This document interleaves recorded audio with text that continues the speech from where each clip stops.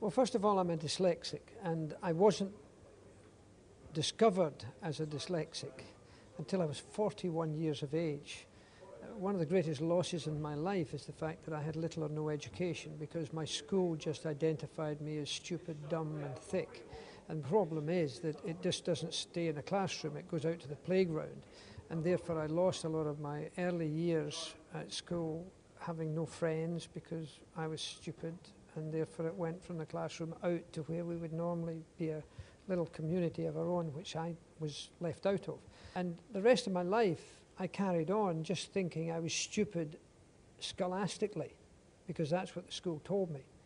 And therefore it wasn't until one of my sons was asked to leave his school because he couldn't keep up with the rest of the class that he was assessed. And that assessment proved that he was dyslexic.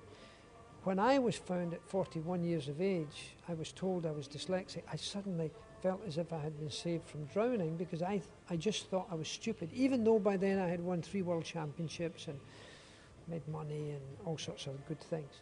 If you're dyslexic, you're sometimes more curious. You have to find new ways of doing business, and you have to think out of the box. So dyslexia can be an advantage, and is well recognised, because Steve Redgrave won all these gold medals as a rower, is dyslexic. Muhammad Ali won world championships as a boxer. He's dyslexic. Churchill was dyslexic. Einstein was dyslexic. All sorts of really clever folk sometimes can't read or write correctly, but they're very creative. Well, I'm a kind of typical dyslexic. I don't know the alphabet. I've never been able to learn it. I don't know the words of the Lord's Prayer. I said it every day at school from 5 to 15. I don't know the words of the national anthem.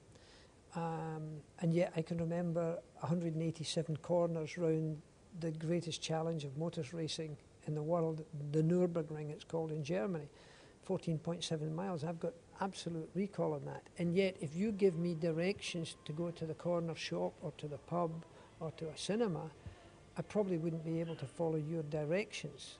When you realise you've got a learning problem, I think you can be helped. And Dyslexia Scotland, of which I'm president, is a great little organisation that's designed just to do that. And they, I'm sure, will help